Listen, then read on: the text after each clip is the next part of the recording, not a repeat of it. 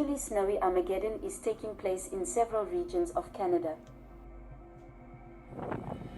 A very cold Arctic air mass is found over most of British Columbia, bringing heavy snowfalls and extreme cold temperatures.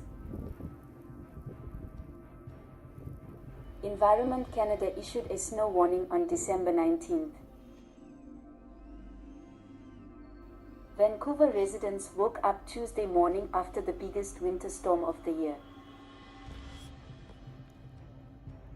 According to weather reports, 30 centimeters of snow fell overnight in downtown Vancouver, while as much as 35 centimeters fell in other areas.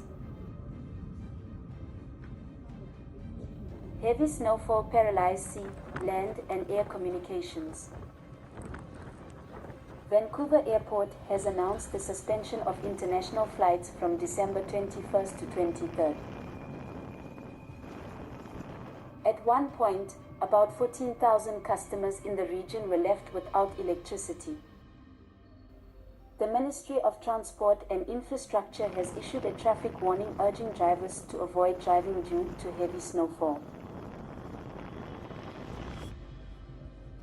Those with pets or outdoor animals are advised to provide adequate shelter during a cold snap.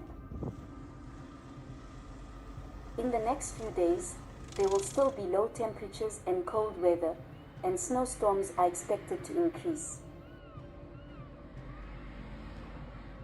Starting Thursday, Environment Canada again issued a winter storm warning for a number of areas, including Vancouver.